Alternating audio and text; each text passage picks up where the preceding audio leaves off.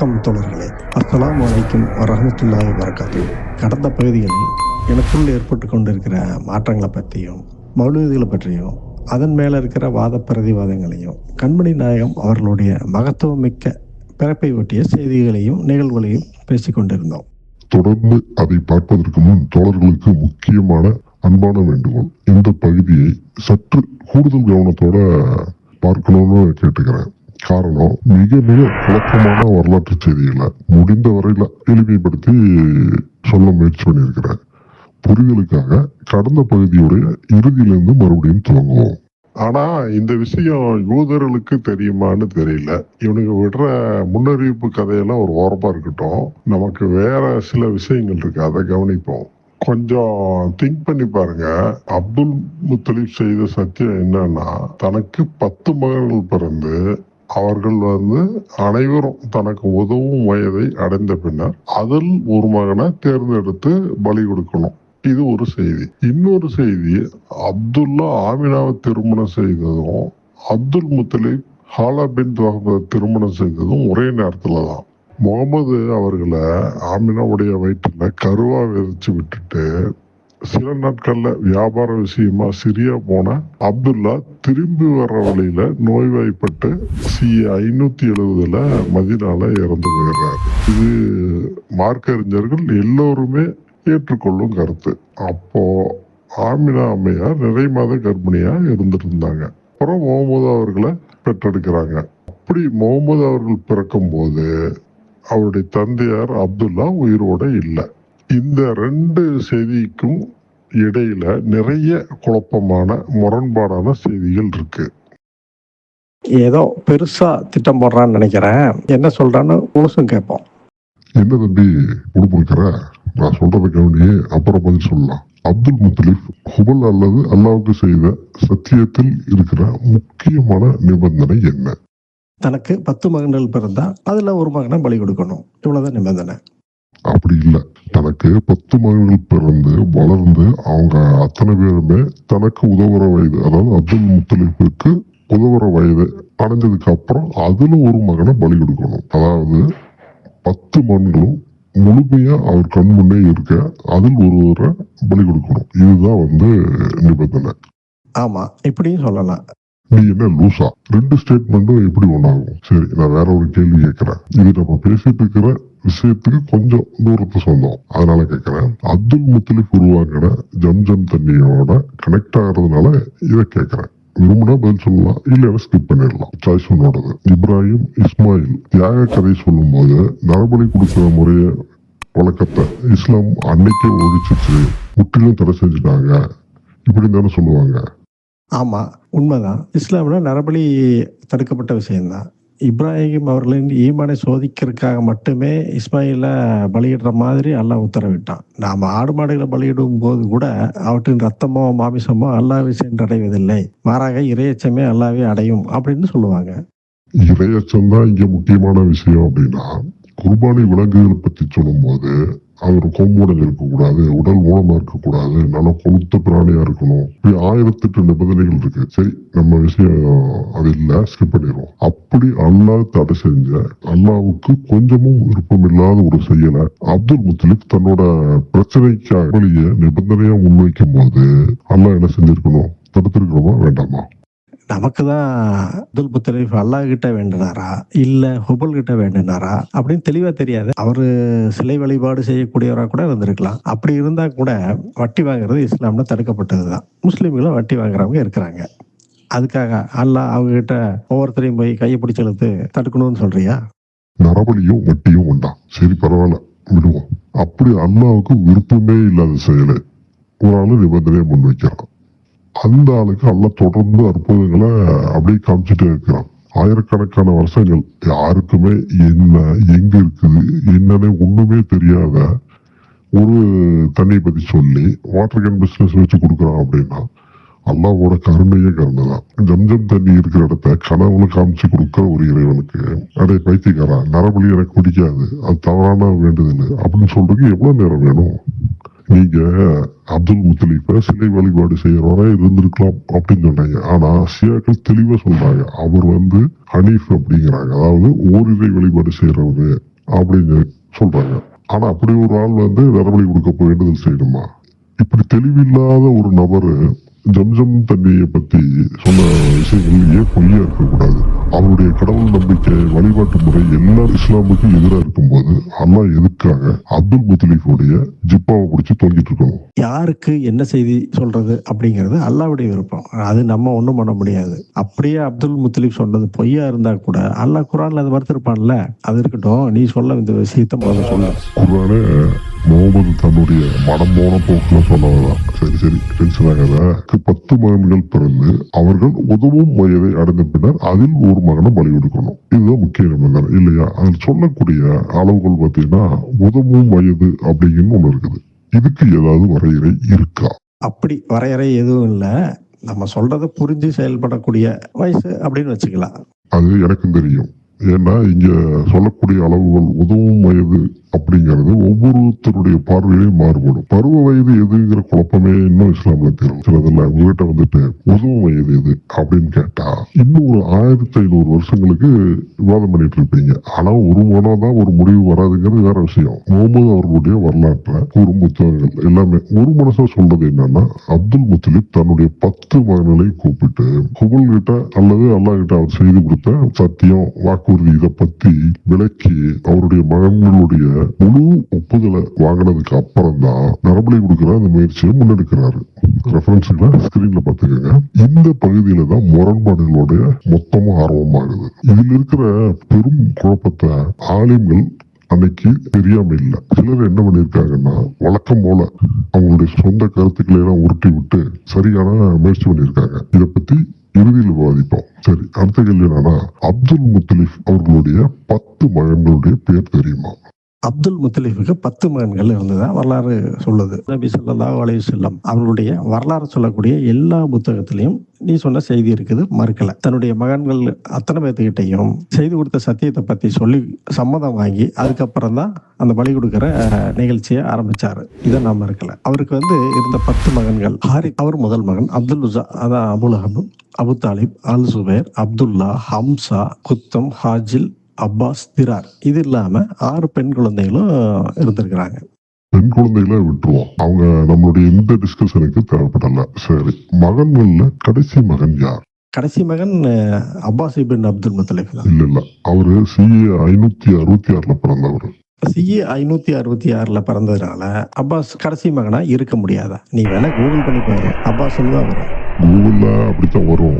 நம்ம என்ன ஃபீட் பண்ணி வச்சிருக்கோமோ அதைத்தான் கூகுள் காமிக்கும். அதே கூகுள்ல திரார் இப்னு அப்துல் முத்தலிப் தெரிப்பாரு. CE 570 திரார் இப்னு அப்துல் முத்தலிப் பிறந்தாரு வரும். இப்போ சொல்லு, யாரு கடைசி மகன்? வரலாற்றுல இந்த செய்திகள்லாம் கொஞ்சம் தெளிவில்லாம தான் இருக்குது. அப்துல் முத்தலிஃபுக்கு 10 இருந்து 17 மகன்கள் இருந்திருக்கலாம் அப்படின்னு எழுதி வச்சிருக்காங்க. இன்னும் சிலர் இளம் வயதுல குழந்தைகளா இருக்கும் போதே இறந்திருக்கலாம் அப்படின்னு குறிப்பிடுறாங்க. அப்துல்லா தான் கடைக்குட்டின்னு கூட சில அறிவிப்புகள் இருக்குது. இஸ்லாம்ல இந்த வரலாறு மட்டும் இல்ல, எல்லா செய்திகளும் முன்னுக்கு பின் முரணா குழப்பமா தான் எழுதி வச்சிருக்கிறாங்க. சரி, அது இருக்கட்டும். திரார் அப்படிங்கிற மகன் CE 570 பிறந்திருக்காரு. நீ சொன்ன லிஸ்ட்ல இவரு தான் கடைசி மகனா இருக்க வாய்ப்பு அதிகம். இந்த திரார் இப்னு அப்துல் முத்தலிப் தன்னுடைய தந்தையார் சொல்றத புரிஞ்சுட்டு அவர் ஏற்பாடு செஞ்ச அந்த நரபலி பூஜைக்கு தன்னோட சம்மதத்தை தெரிவிக்கிறதுக்கு ஒரு குறைஞ்சபட்ச வயசு வேண்டும் இல்லையா? அது எவ்வளவு இருக்கலாம்? சுமாரா சொல்லு. நீ சொல்ல மாட்டேன்னு எனக்கு தெரியும். நம்மளா ஒரு சுமாரா சொல்றதா இருந்தா 10 வயசுன்னு வச்சுக்கலாம். சரி, வேண்டாம். அதுல நம்ம ஒரு 70% தீபாவளி சிறப்பு தள்ளுபடியா கொடுத்துட்டு 3 வயசுன்னு வச்சுக்கோம். 3 வயசுலயே அவருடைய குழந்தைகள் எல்லாருமே அவருக்கு உதவக்கூடிய நிலையை அடைஞ்சிட்டாங்க அப்படின்னு நம்ம எடுத்துக்கோம். இப்படி இதனோட அடிப்படையில பார்த்தோம்னா அப்துல் முத்தலிப் அந்த கடைசி மகன் திரார் இப்னு அப்துல் முத்தலிப் 3 வயசா இருக்கும்போது, அதாவது CE 573 அப்துல்லாவுக்காக ஒட்டக பலி கொடுக்கிற நிகழ்ச்சியை செஞ்சிருக்கலாம். அதை தொடர்ந்து அப்துல்லாவுக்கு திருமணம் ஆயிருக்கலாம் இல்லையா? ஆமா, அப்படிதான் இருக்கணும். அப்படிதான் இருக்க முடியும். மகன் அப்துல்லாவுக்கு திருமணம் செஞ்சு வச்ச அதே நேரத்துலதான் அப்துல் முத்தலிப் 4வதா ஹாலா பின் உஹைப் அப்படிங்கிற பெண்ணை திருமணம் செஞ்சாரு. இதை நம்ம முதல்ல பார்த்தோம். இதுக்கு அப்புறம் 5வதா ஒரு திருமணம் பண்றாரு. அது கசரஜ் அப்படிங்கிற இனக்குழுல இருந்து நாதிலா பின்த் குபப் அல் கசரஜ் அப்படிங்கிற பெண்ணை திருமணம் செய்யறாரு. அவர்களுக்கு தான் இந்த நம்ம முதல்ல பார்த்த அப்பாஸ் இப்னு அப்துல் முத்தலிஃபும் கடைசி மகனான நரார் இப்னு அப்துல் முத்தலிஃபும் பிறக்கிறாங்க. அது சொல்ல சரிதானே? ஆமா, சொல்லு. இதுல நம்ம கவனிக்க வேண்டிய முக்கியமான விஷயம், CE 573 ஒட்டக பலி முடிஞ்சதுக்கு அப்புறம் தான் அப்துல் முத்தலிஃபுக்கு ஹம்சா ஹாஜில் அப்படிங்கிற 3 மகன்களும் சஃபியா அப்படிங்கிற ஒரு மகளும் பிறக்கிறாங்க. இது 4வது மனைவிக்கு. அப்புறம் தான் ஒரு 5வது மனைவியை திருமணம் செய்யறாரு. அந்த அம்மையாருக்கு பிறந்தவங்க அப்பாஸ், அப்புறம் நம்ம கடைசி மகன் குறிப்பிட்ட இந்த தரார். இப்படி இது எல்லாத்தையும் சேர்த்தாதான் அப்துல் முத்தலிஃபுக்கு 10 மகன்கள் அப்படிங்கிற எண்ணிக்கை டேலியாகும். அதுக்கு அப்புறம் தான் நரபலி, ஒட்டகபலி, அப்துல்லாவுக்கு திருமணம், அப்துல் முத்தலிஃபுக்கு 4வது திருமணம், இது எல்லாமே நடந்திருக்கு அப்படின்னு நம்ம பார்த்தோம். இது எப்படி சாத்தியமாகும்? ஒட்டகபலி சமயத்துல அப்துல் முத்தலிஃபுக்கு 3 மனைவிகளும் 5 மகன்கள் மட்டும்தான் இருந்திருக்கிறாங்க.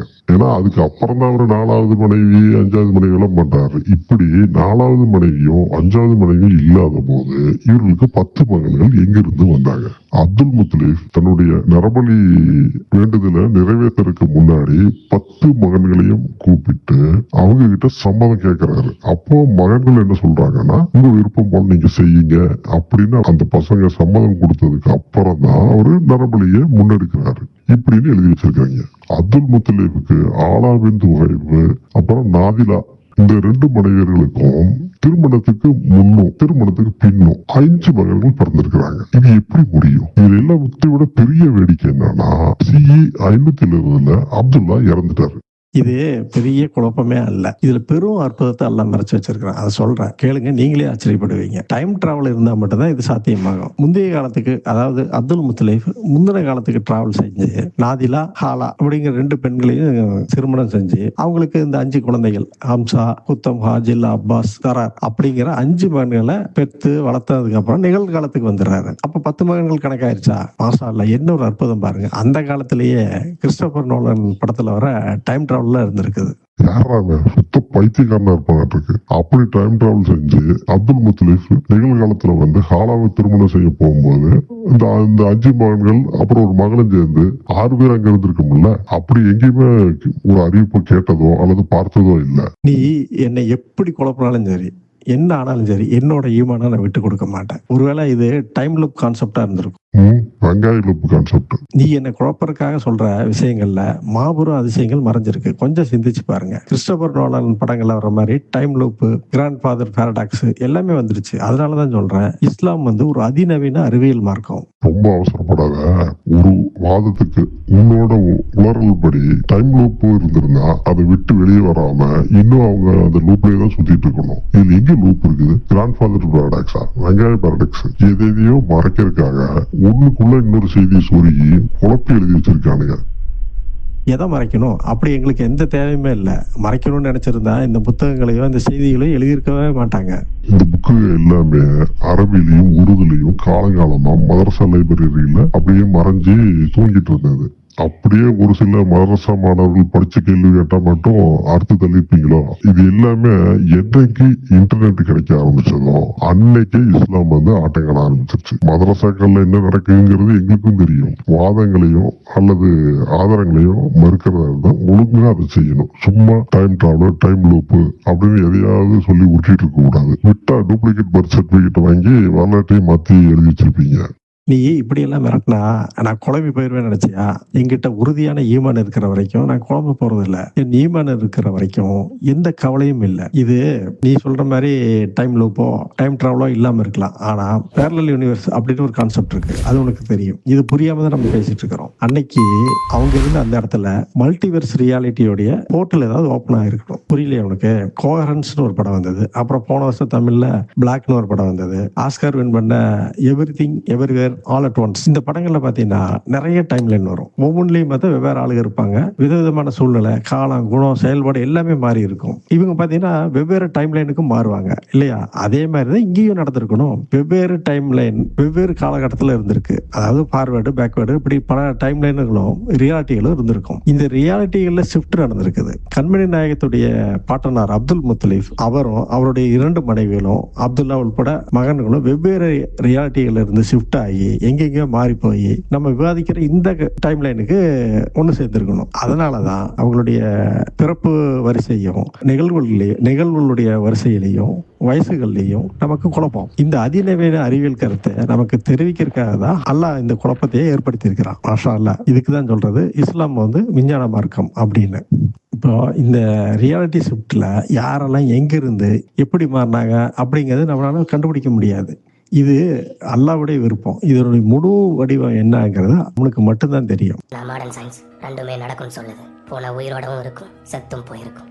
ஆனா நம்மளோட ஒரு டைம் லைன்ல ஒரே ஒரு ரியாலிட்டி தான் பார்க்க முடியும். அதுதான் இயற்கையோட சமநிலை. அன்றைய காலத்துல வாழ்ந்தவங்களுக்கு இந்த ஒப்பீடு செய்யறதுக்கு ரெஃபரன்ஸ் பாயிண்ட் எதுவும் கிடைக்காதனால, இந்த விஷயங்களை பத்தி அவங்களுக்கு தெரியாததுனாலையும் இதில் இருக்கிற இந்த வயசு வேறுபாடு, கால வேறுபாடுகளை புரிஞ்சிக்க முடியல.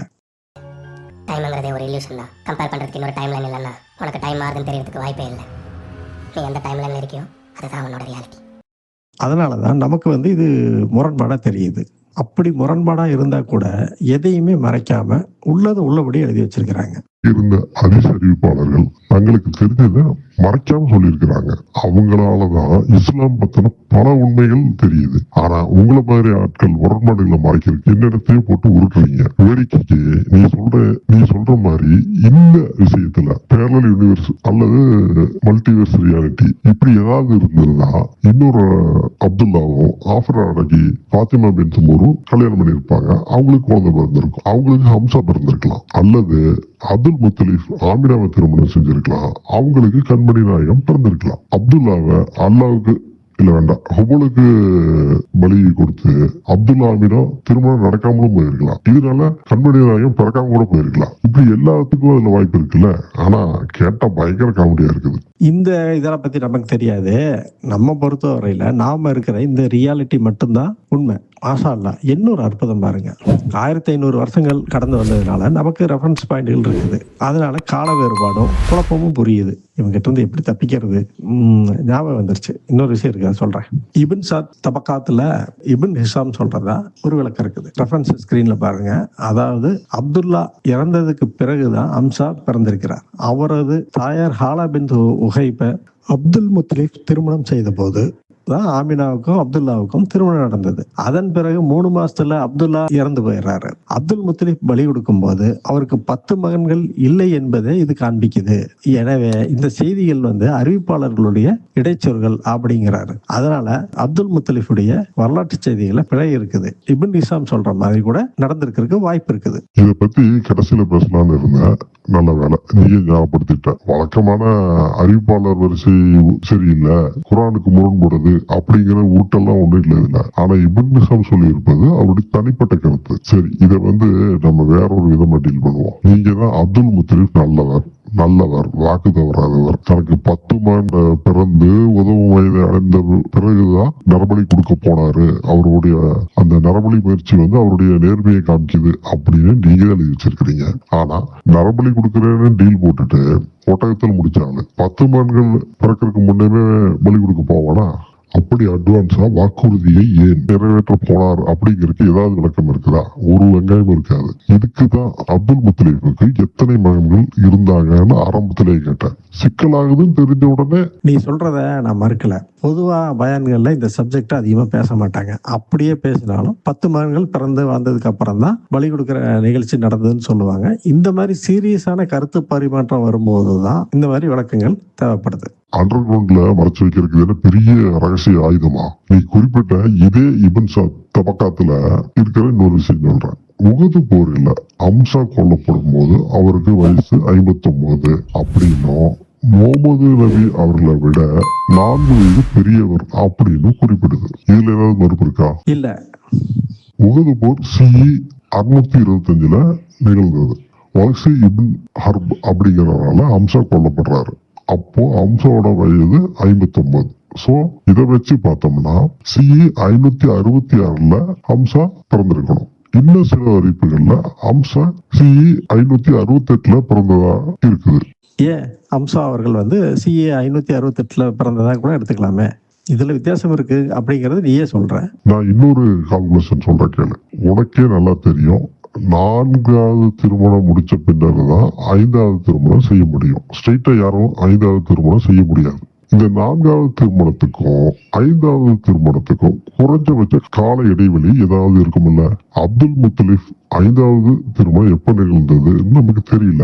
ஆர்குமெண்ட்டுக்காக நம்ம மறுநாளே நடந்ததுன்னு கூட வச்சுக்கலாம். சரி வேண்டாம். அவருடைய பையன் அப்துல்லா கல்யாணமான 3வது நாளே வேற ஒரு பெண்ணை தேடி ஓடி போனாரு. அப்துல் முத்தலிஃபை மறுநாளே ஓட வைக்கிறதுக்கு எனக்கு மனசு இடம் கொடுக்கல. பாவம், வயசான ஆள் இல்லையா, அதனால 1 மாசம்னு வச்சுக்குவோம். ஹம்சாவுடைய தம்பிகள்ல ஒருத்தர், அதாவது ஹாஃப் பிரதர், அப்துல் முத்தலிஃபுடைய 5வது மனைவி நாதிலா பின் குபப், அவங்களுக்கு பிறந்தவர் அப்பாஸ் இபின் அப்துல் முத்தலிஃப். இவர் வந்து CE 653 தன்னுடைய 86வது வயதுல இறந்துட்டாரு. இதை வச்சு பார்த்தோம்னா இவர் வந்து CE 566 பிறந்திருக்கணும் இல்லையா. அல்லாவுடைய சிங்கம் ஹம்சா இருக்காரு, அப்பாஸோட வயசுல பெரியவர். ஒரு வாரத்துக்கு இருவருக்கும் வயசு வந்து நாள் கணக்குல வேண்டாம், நிமிட கணக்குல தான் இருக்குன்னு வச்சுக்குவோம். அப்படி பார்த்தாலும் ஹம்சா வந்து CE 566 தான் பிறந்திருக்கணும். இதோட அடிப்படையில பார்த்தோம்னா ஹம்சா வந்து முகமது நபி அவர்களை விட 4 வயசுக்கு பெரியவர். சரி, இது எதுக்கு நீட்டி முளைக்கிட்டு இருக்கிற? இப்னு நிசாம் என்ன சொல்றாரு? அப்துல்லா உயிரோட இருக்கிற வரைக்கும் ஹம்சா பிறக்கவே இல்லைங்கிறாரு. அவ்வளவுதானே, இதுக்கு மேல என்ன இருக்கு பேசுறதுக்கு? நல்ல கவனி. இப்னு நிசாம் என்ன சொல்றாரு? அப்துல்லாவுக்காக பலி கொடுக்கும் போது அப்துல் முத்தலிஃபுக்கு 10 மகன்கள் இல்ல, அப்துல்லா உயிரோட இருக்கிற வரைக்கும் ஹம்சா பிறக்கவே இல்லை அப்படிதான் சொல்றாரு. ஆனா அப்துல்லாவுக்கும் அப்துல் முத்தலிஃபுக்கும் ஒரே நேரத்தில் திருமணம் ஆனதா மறுக்கல. இப்படி ஒரே நேரத்துல திருமணம் செஞ்சு கொண்ட அப்துல் முத்தலிஃபும் அப்துல்லாவுக்கும் பிறக்கிற குழந்தைகள் ஒன்னை விட இன்னொன்னுக்கு 4 வயசு எப்படி அதிகமா இருக்க முடியும்? ஏன் முடியாது? ஒரு தம்பதிக்கு வந்து தாமதமா கருவுருவாயிருந்தா வயசு வேறுபாடு இயல்பானது தானே. ரொம்ப கரெக்ட். நான் முன்னமே சொல்லியிருந்தேன், திருமணமான சில நாட்கள்லயே முகமது அவர்களை ஆமினாவுடைய வயிற்றுல கருவா விதைச்சு விட்டுட்டு வியாபார விஷயமா சிரியா சென்ற அப்துல்லா திரும்பவே இல்லை. சிரியாவில இருந்து திரும்பி வர வழியில நோய்வாய்ப்பட்டு CE 570 மதீனால இறந்துடுறாரு. முகமது பிறக்கும் போது அப்துல்லா உயிரோடவே இல்லை. இந்த விளக்கத்தோட அடிப்படையில பார்த்தோம்னா அப்துல் முத்தலிப் ஹாலா தம்பதிக்கு தான் கொஞ்சம் தாமதமான கரு உருவாயிருக்க வாய்ப்பு இருக்குது. காரணம் அப்துல் முத்தலிஃபும் ஹாலாவும் உயிரோடு இருக்கிறாங்க. அவர்களுக்கு பிறக்கிற குழந்தை முகமதோட வயசுல சின்னதா தானே இருக்கணும். ஆமா.